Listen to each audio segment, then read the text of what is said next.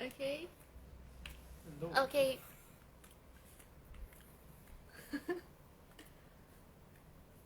It's too fast. Okay, JJ join.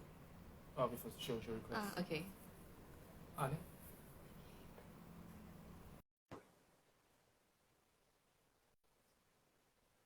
Ne? Is it?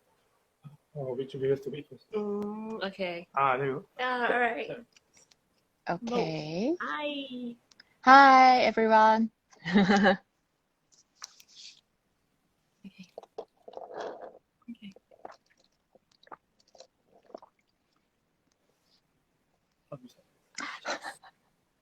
Okay, the first question that I saw is medical school hard to join? It depends. Like the wrong point.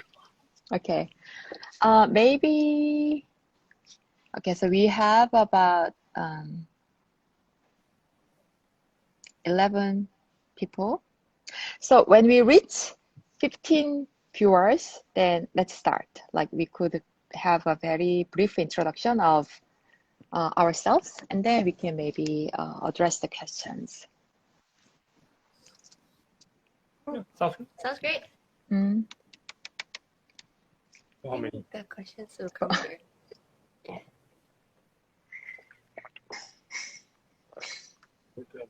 Ooh. There's a question there. And let's check.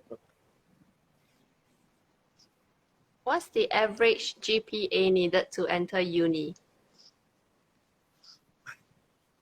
But GPA is for university, isn't it? I think Poly do GP also, right? Yeah. Okay, Are you from Poly. Poly? Yeah. Yeah. It depends on what faculty you're entering. Yeah. For me, I'm from Poly also, and then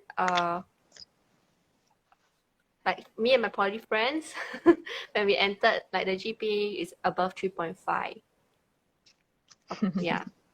So I guess it's an average you can take, maybe. 3.5 not bad, right? Mhm. Oh, 4. Mm. That's not bad, right? 3.5 is pretty good. I don't know. Okay, I guess we can have some like official start. Hello, everyone. I should tell you that this is my very first Insta Live. So here I am, and here we are. So I expect this session to be very, very casual and the ping pong. And I will try to respond to your question very faithfully, sincerely, as much as I can. I'm Jung-Joo Lee. I'm an assistant professor in industrial design, Division of Industrial Design in NUS. I'm also a deputy head of research, overlooking the research project and also postgraduate programs here. Here, I am teaching human-centered design, user experience design, you might know of as UI UX, and service design. So my areas of teaching and design education are rather less conventional. If our conventional conception on design is more about like making the aesthetic products or making some like tangible goods, but I am more looking how we could use designerly mindset and the skills to solve social and business problems and propose new solutions. And solutions here can be anything, it can be products and it can be digital services, but it can be social activities, platforms, anything.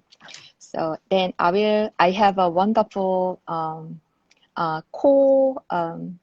Insta Insta people.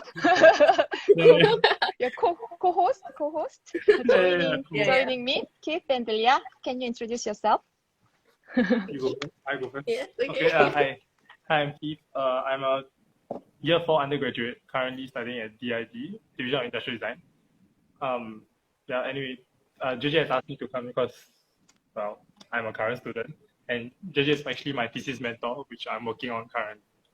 Yeah, I was from a little background. I was from JC, Nanyang JC, and then I joined DID after my national service, and yeah, I've been doing it ever since. Yeah, you?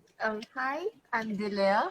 So I actually graduated last year, and then I joined JJ in the service design lab as a design researcher assistant. Yeah, and then Background? background. Okay, background. Background. I'm actually from Poly. I was from Singapore Poly before I joined DID. I jumped. I jumped like course in a way, but I started with biomedical science as my background, and then when I joined in, I did have like a design thinking as my diploma plus, which was why then I got interested in design, and that's why I jumped to design in uni, What's a diploma plus? like an extra diploma. I didn't know they had that. Okay, that's very cool. Okay, so I guess you got quite a wide spectrum of experiences. Yeah. I guess. Yeah. Yeah, and thanks for joining here in this precious Saturday afternoon. And I also kind of see there are like our current students and alumni joining in this live. So if you think you could actually respond to the question, please feel free to, contribute. It's we are making it as a collaborative effort, not like one way, like we giving you answers, but making it as a collective intelligence and let's make it collaborative. Well, I'm not sure whether this is for all of us. This orange lemon slime asked, is it possible to share your major? You mean like the study program? I studied industrial design, and I guess Keith and Delia have already shared your like what you have studied. So we are here industrial design, but industrial design, if I give you more detailed information, our division name is Division of Industrial Design. Industrial design has a history of almost 100 years and like quite a several decades, but design is such a rapidly evolving field. So under this umbrella field of industrial design, there have been sub areas of design that have to do with the development and the evolution of technologies and also the change of social problems and business and economy systems and so on. So under our division of industrial design, we have 6 strategic pillars. One is product design, which is associated with designing the tangible products in some like mechanical system. And another is experience design, how to embrace users' experiences, needs in the design. That also has to do with the UI UX with these digital platforms nowadays. The third is service design, which I am teaching here. And the fourth is medical design, design for healthcare. We are actively collaborating with National University Hospital. And one is a critical design, how to use design as a method for inquiring new knowledge and asking questions in the world. And the last is creative interaction design that has to do with more electronic components, designing some like sensor-based technologies, like human-computer interaction. So they have to do with our faculty members' expertise. And every year and every semester, each faculty member gives a semester-long project-based course called Design Platform. So you will see, like within one semester, you will see the options of almost like 11 to 14 projects, of which you can join to, and the coverage is really across all those 6 design areas that I mentioned earlier.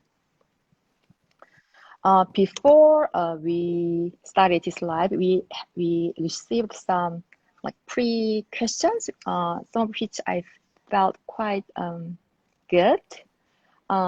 Well, our kind of teaser message was design is no more like making something tangible and um, beautiful, but design is nowadays has a new role, which is a new problem-solving logic for complex social and business problems. Service design or design for social innovation, social design tackle those areas. Then maybe this question is a response to that.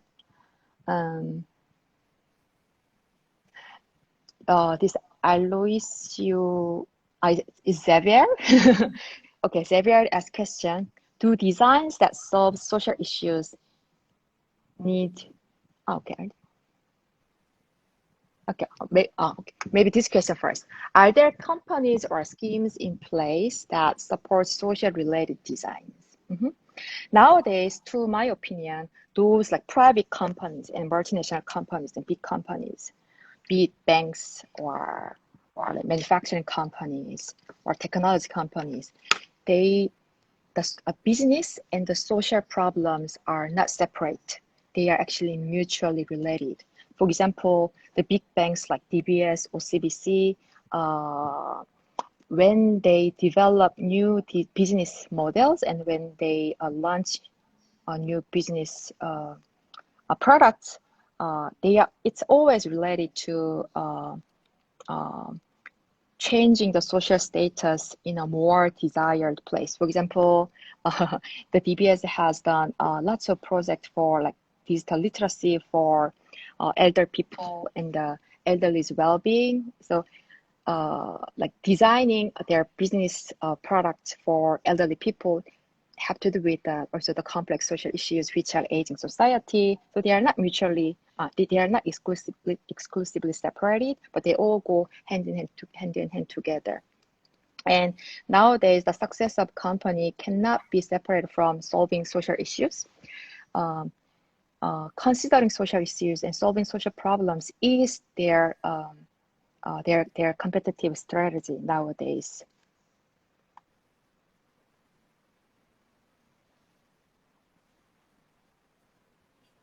JJ, there's a question also, do designs that solve social issues need to be financially backed to be successful?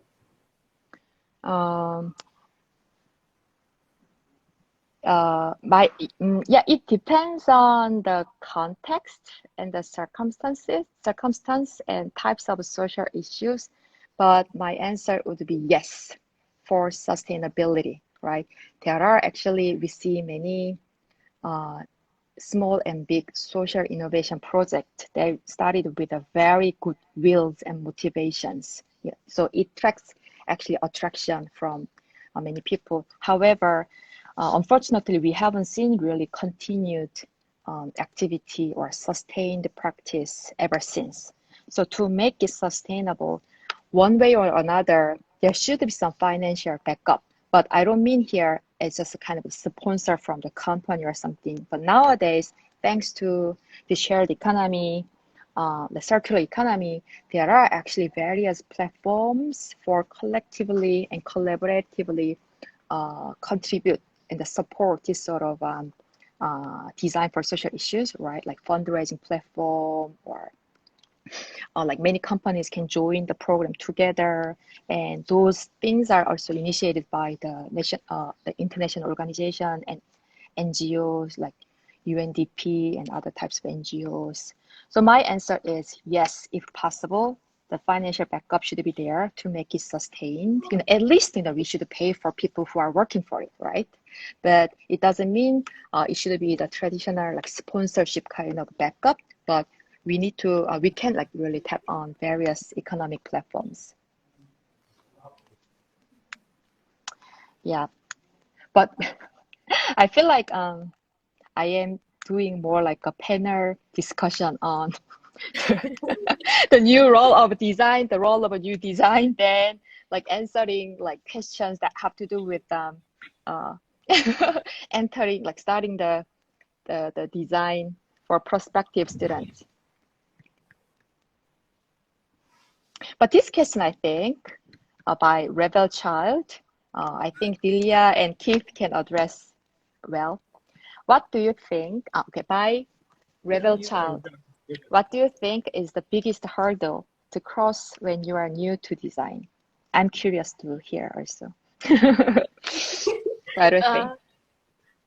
For me, it was like the sensitivity and the nuances in design that was very new to me, because design has so many domains, right? And every single domain here focuses on different things also. And when it comes to like learning about like the intuition and sensitivity towards like how different ideas design aspects of it. Yeah, I guess. Yeah. It gets very you have to learn along the way, reference more, and then pick up from different sources, and from there then you get to like understand like, oh, what do you think is good, or like suitable. Not good. Yeah, it's not good and bad, but it's more like what's suitable in that context kind of thing. Yeah. And that was one of the hurdle I felt I had to cross, like coming from a very more technical background to a more design background. Yeah. Yeah, I think for me, because even before JC, I was interested in like small crafts, but it's more of like the artistic side of things. And then I think once I come into design, and then suddenly there's a label on it, design, right? It became one of the biggest hurdles was just to understand what is design in the first place. Because, I mean, there's a very fine line between art and design. And even then, there's also a lot of different aspects of design. And to kind of be able to switch your perspective between all these different types of design and how you solve problems, different design problems and challenges, that's something that someone, especially from JC, who has only been told to just study from a book, right? Suddenly the need to contextualize and to apply different thinking becomes very important. And in that sense, that is kind of like what I had to get past, just knowing what design was and how to approach different design challenges. Yeah. Great answer. Well, like maybe adding to that, from previous years, one of the frequently asked questions from the prospective students who don't really have the art background was, do we need artistic skills to start designing, to join the industrial design department? And our answer is not necessarily. Actually, myself, I actually have a background in science technology, and both for my bachelor and the master study, I went to a science and technology university. And I have very clumsy fingers. I cannot still draw. But as three of us try to communicate to you guys, design is not nowadays just confined within the artistic domain, but design is more about thinking logic, or the process, or the strategy to approach a problem as an alternative way. Alternative, differentiated from a more conventional approach like science or engineering way. So we use like sensitivity, intuition, human-centeredness, and also visual and tangible representation to easily, to quickly prototype our ideas and test and iterate. So it's a new approach and new logic to solve problems. So yeah, so sensitivity, I think, is a very good word, and human-centered mindset, and ready to iterate your ideas, and also sensitivity to frame and reframe the problem area, which can be also translated into design opportunities. So those things are nowadays actually valued and required as the skill sets or requirements from the designers in many areas, like big companies, organizations, startups, and so on and so on. And the skill sets right nowadays, like visual skills, those kind of things can be developed, practiced. There are amazing tools nowadays, and also in our undergraduate education, we don't necessarily really like teach those digital software or those tools. We instead what we do in our education is we set the scaffold for students to come in and teach themselves, by following the project and also by following the guidance by the supervisors and their peers. So they kind of learn themselves on the way to solve problems. So it's a kind of those kind of technical skills are kind of attained along the way. And also nowadays, what's more important is how to really curate and how to really self-curate those massive learning contents. So we might, give a guidance and advice on how to self-curate those learning contents, but we don't necessarily teach. So we have a question.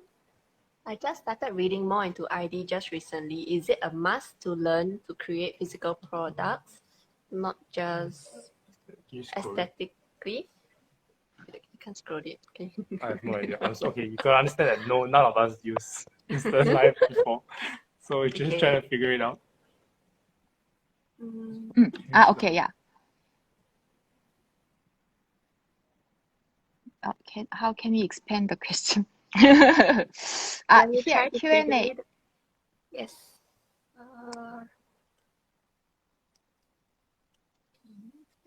No. Do you post it? Is it posted? Can you see?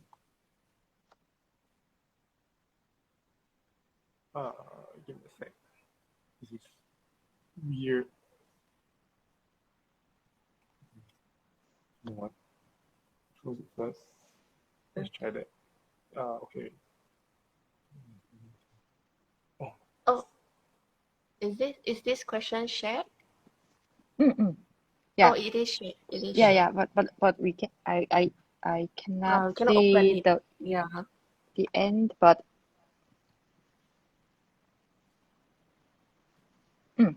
okay.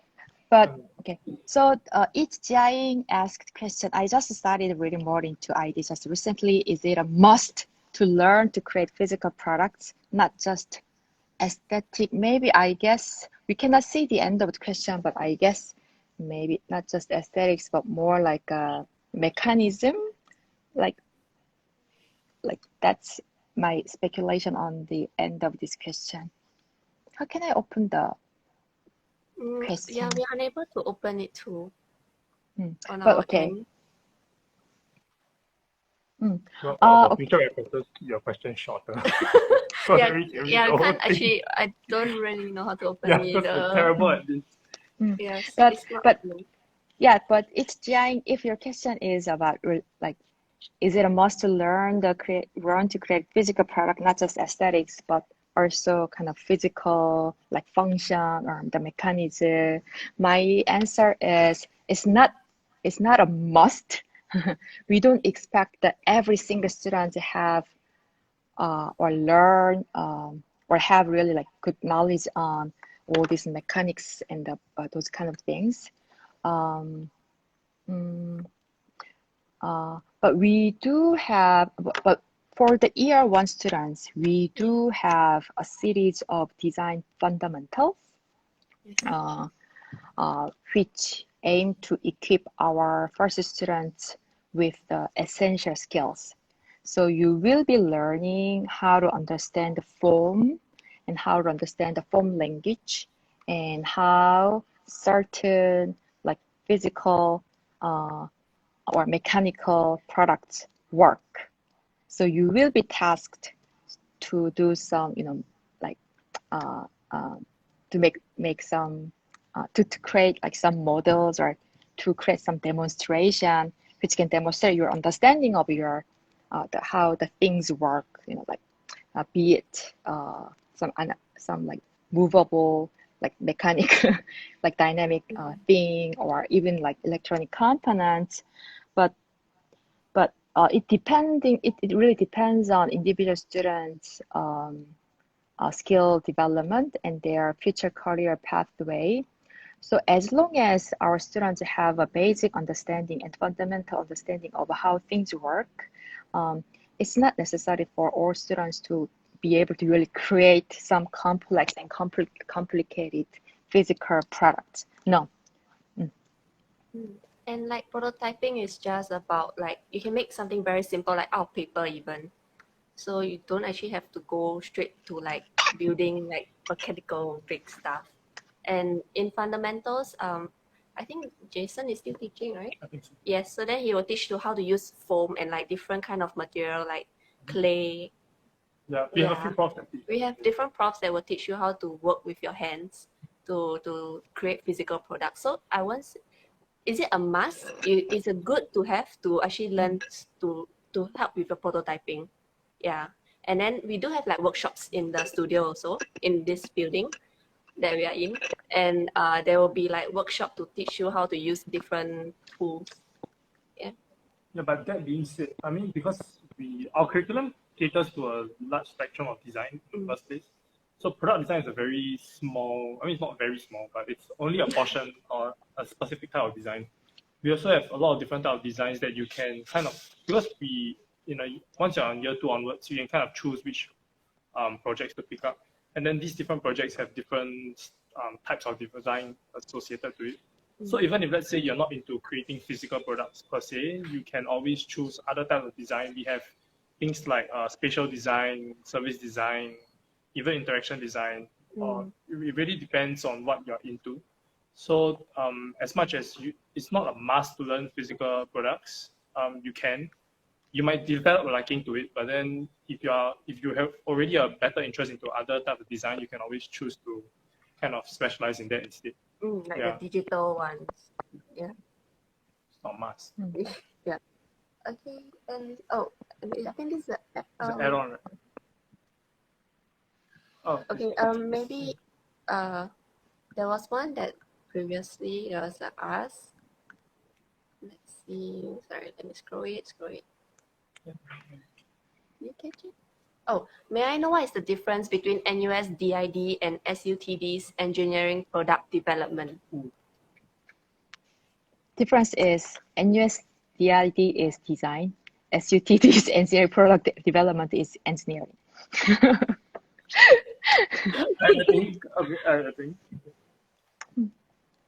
I don't think you can comment, right, on other universities' courses because we don't know much about them, right? But this isn't like a competition to like ask you to come here. Like, it's not exactly that. I would think that the range is different because it's engineering product, whereas for us in DID we have, like what we said, many domains. They can then specialize and choose to like learn in.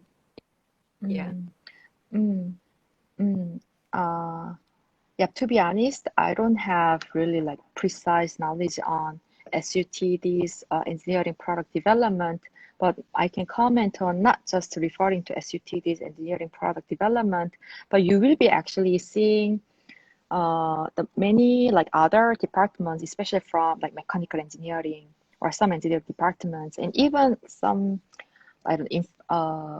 industrial management maybe department using the term design.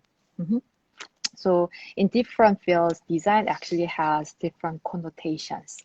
But design in engineering design or design in mechanical engineering have actually different connotations than design to us. So design in engineering is more about planning, So for example, engineering design is more about how to design the process or how to design the manufacturing process that is efficient and effective and the zero error. So there, the design is more about like planned activity. Then going with intuition and human-centered mindset.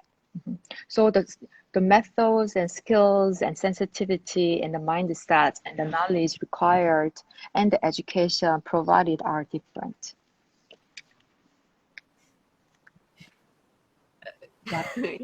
What? I'm just laughing at like Chikui's answer. Okay.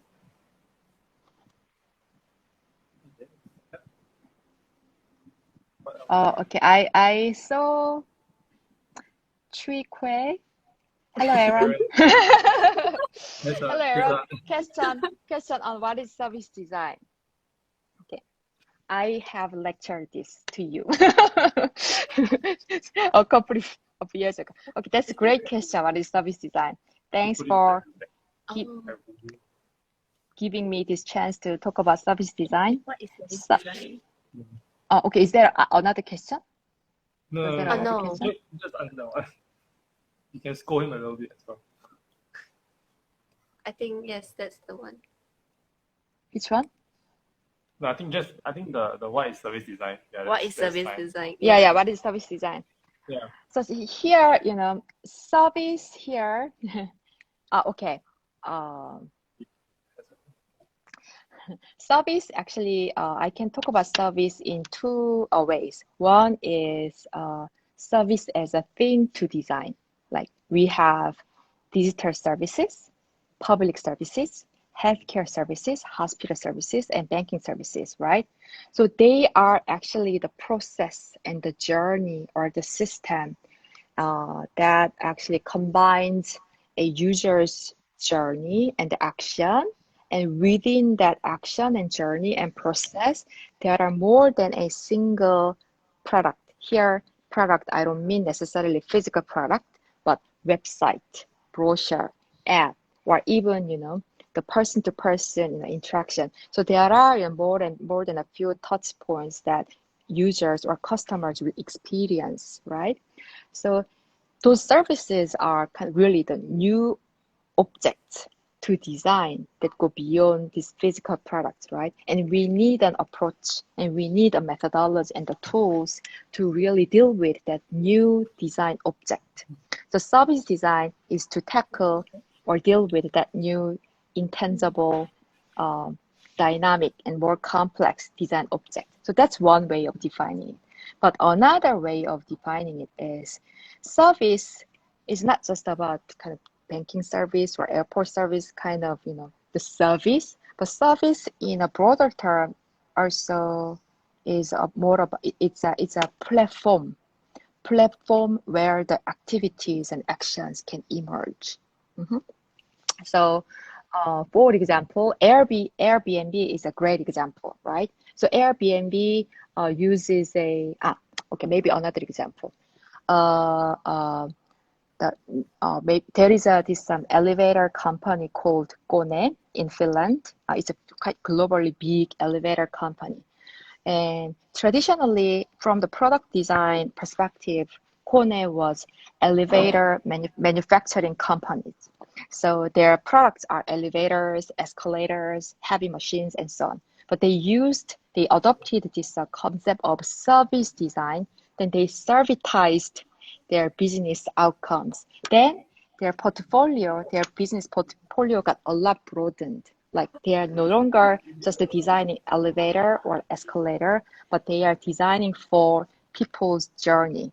So within the people's journey, anything can be possible, So we can think of, really new ideas and new opportunities, maybe so along the people's journey, what kind of experience we want the people to have, right? Maybe the interaction between people, or what could be new ways of mobility besides elevator, escalator, and so on, right? So service is a platform to spark that sort of new business opportunities. So that's a more broader definition of a service design that has to do with the platform design or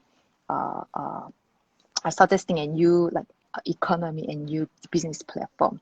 So Airbnb is a great example of how new platform can be designed by servitizing the offerings.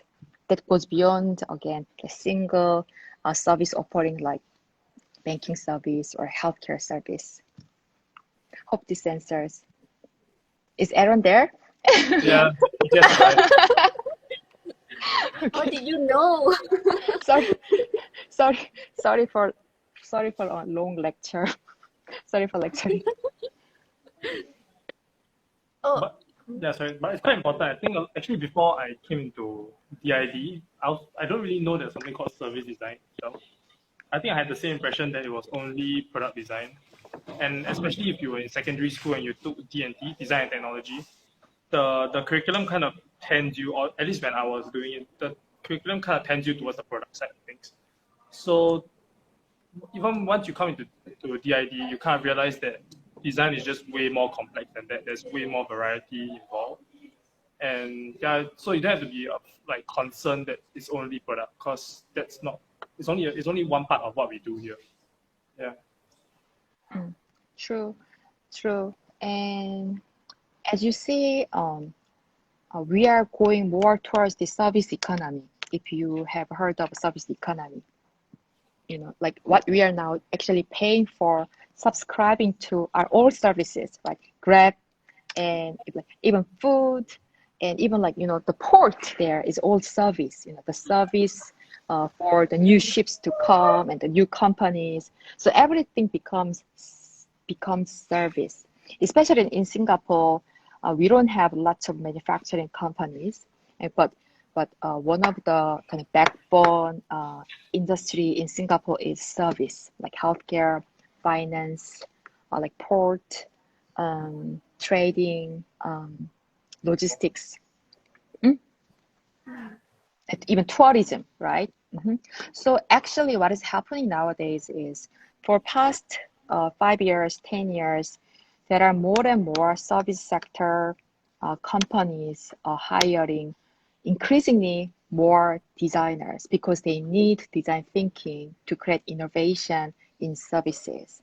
So for past a few years, the companies like TBS, Grad, Facebook, IBM, health hospitals, and also more than a few government agencies. They are very NTUC and e-commerce platforms like Shopee. They are very actively hiring our graduates, and also because of that, and also design is more considered as a strategic tool. Nowadays, lots of consultants, like business consultancies like McKinsey, Boston Consulting Group, Accenture, Bain & Co. They are also progressively hiring the designers. So the service industries, they are really like broadening and opening for job markets for our design graduates. So really like emerging landscape of design. There's another question. Does service design involve a lot of UI UX? How would I? It depends. Well, there is a service, and as touch points for customers to interact with the service or consume the service, then then the thing that we get interact are the apps or the websites or even like kiosk or the panels, right? So there are those touch point designs that involve UI UX design. But it really depends on what kind of touch points will be actually designed as the final result from the service design.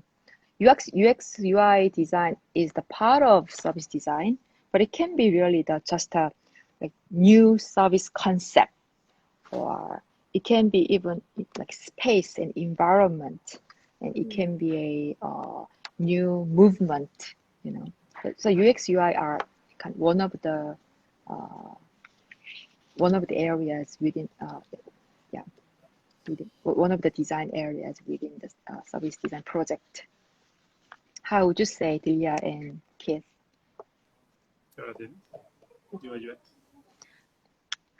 So far, all the service design platforms I've taken, like I would say, because right now, currently, definitely with technology rising, everything, we are going to we are in a digital age where there is a lot of UI and UX involved. But there is also there's this platform that like JJ also conducts like materiality in design, or like open data open data in design also. And like all this, even though it sounds like very UI heavy for the open data, but then the outcomes can actually be quite surprising, because in the end there's a lot of like physicality that's involved also. And it's more of like a system kind of design, where you don't just look at the UI and UX alone. You also look at the whole process of the user's journey, and then how they interact with like both touch points. Yeah, I think it's really dependent on what you design. Basically, we don't just throw UI UX in for no reason. Yes. It's always kind of like a calculated design. It's always kind of based on our research. We are backed by the fact that, like let's say, we are in a digital age, and we realize that is the best touch point or the most effective, and then that's why we design for it. But even then, it's not something that you have to. It doesn't have to be very complex UI UX. It can be. The idea is that you should design it just as much as it needs to be designed. You don't need to excessively make it too nice if it's not necessary. Yeah. Yeah. It could just be like a helping tool rather than like the main interface that you interact with.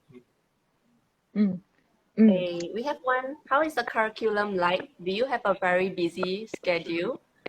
Staying up to rush complete project? Do you want to answer this? I think these are for you. How's your this year? Okay.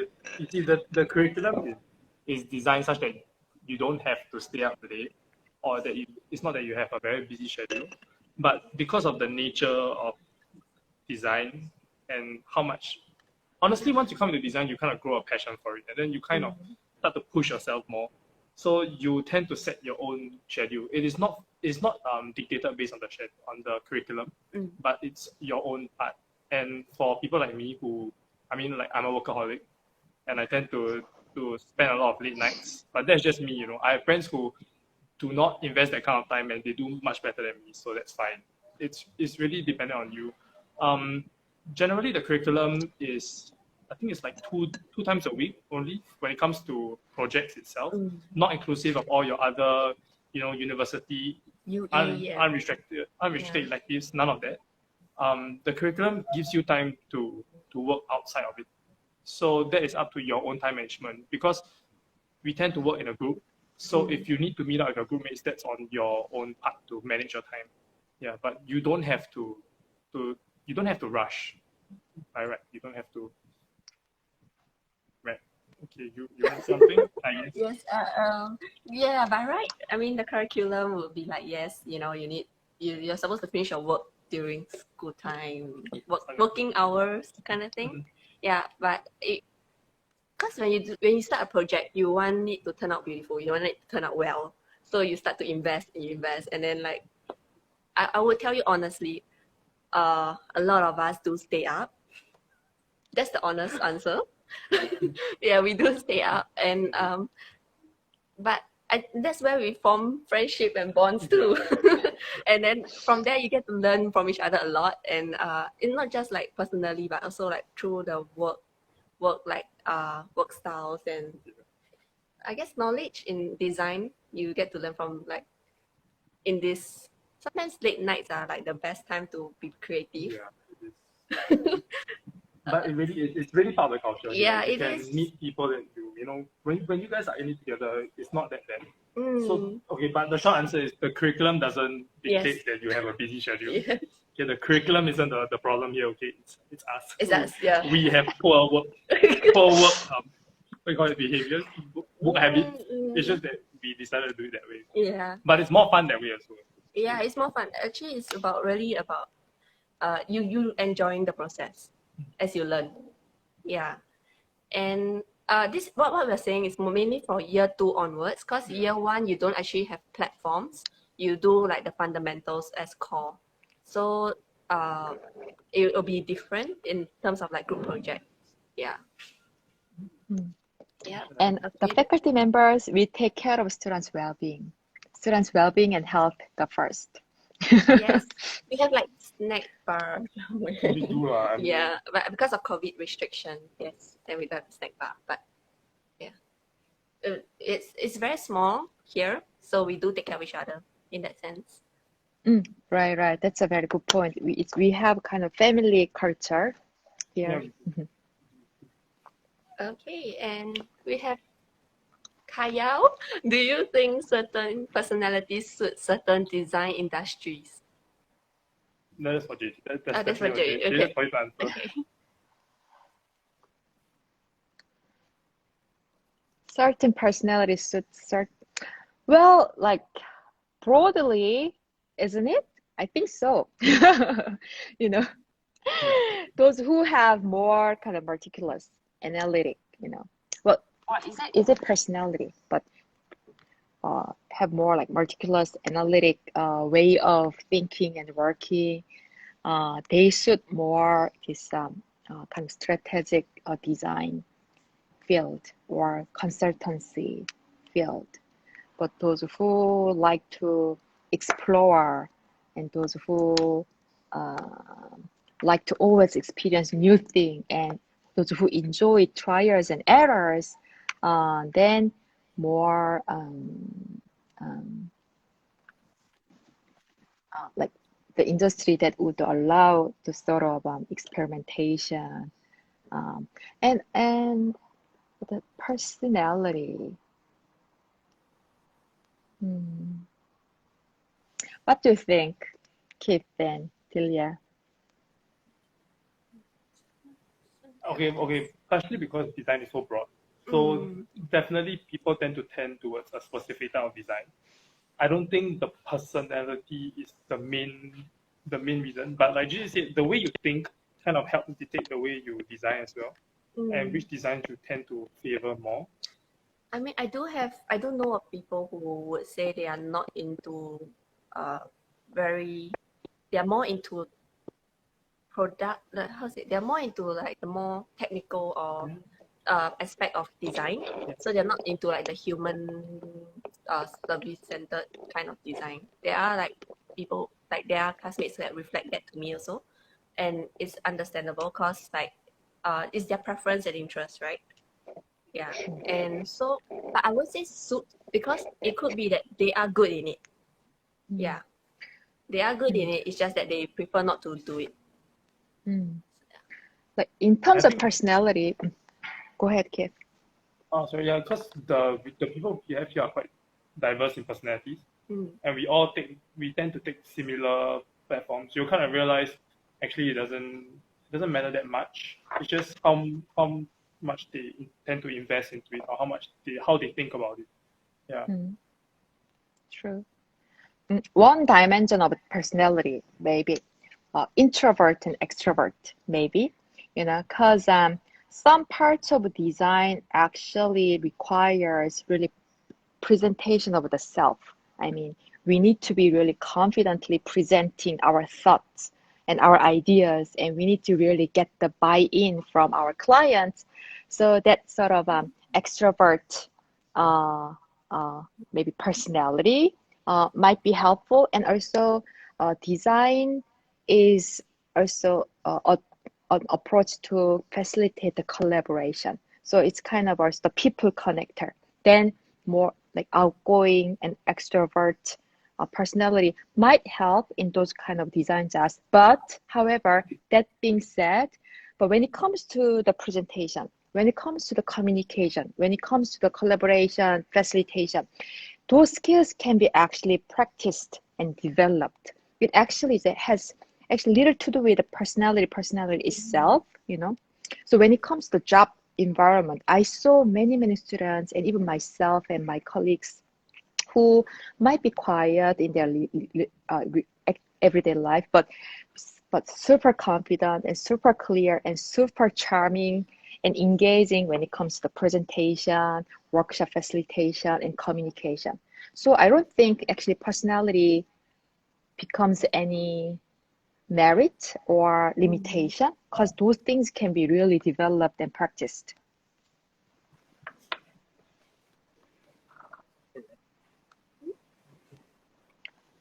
If how come I don't see the upcoming continuing question? But if there isn't any further question, shall we wrap up? Because we have, or is there a question?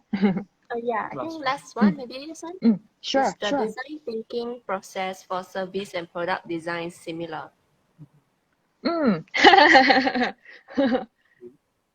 Design thinking process. Okay, design thinking process for product design and design thinking process for service design are similar. Okay, I think they're asking. design thinking is the process, or design thinking is a way of thinking and way of working. So this can be actually applicable and more or less similarly in any field of design. But along the process, what maybe the people might deal with, or the problems, or the actual materials to be dealt with are different. But basically, the required mindset and the process tools, I would say, are similar. What are your takes, Kit, Delia? I guess my PC is Yeah. I won't say they are not like separate. Like one part can play in another kind of thing. It's quite interlinked. Yeah. If the question refers to design thinking as the sort of the step-by-step process that starts with emphasizing users, defining the problems, and developing the solution areas, and prototyping and testing and delivering, then yes. But however, one thing that is different in service design is when it comes to service, it's not just a two dyad relationship, meaning product and people. But service design actually has a broader network, because service design also needs to align the company's needs, like business objectives, in line with customers' needs. So the aims of service design is actually twofold. It wants to fulfill customers' needs, but at the same time, it wants to fulfill the company's or organization's business objectives. So service design, the perspective or the things to deal with are actually broader in a system and process level than just a single product and person relationship. So that's actually the difference. But basic fundamental process or the fundamental tools are quite commonly shared. I think we are. Yeah, I think we're running out of time. And are there any last questions that you guys might have for us? No. You can say about next week. Yeah. Oh, and JJ will be on Insta live story again next Wednesday, 6 p.m. Yes. Yeah. So we will be back. Yes. If you have any questions for us, like you can ask us again next Wednesday. Absolutely. Yes. Yeah. Thanks for your. Actually, they are very good questions, right? So these questions also every time make us to think. So thank you for really bringing up these very good questions. And as Delia said, we will be back on next Tuesday, 6 p.m. So stay tuned. Do you know, should we? I'm just one. Okay, one last one, like just what is our cohort size? It's a range per year. Like for my batch, we have like 40 people. So we have 4 years. So it's around the average 40 times 4 kind of thing. But from next academic year, we will have some, we plan to broaden our cohort size. So we are expecting an increase. So it'll be bigger than 40, 50. Yeah. Look forward. Yes. Welcome to join. Thank you, everyone. Thanks for joining. Bye-bye. Have a good weekend. Bye. Have a good weekend.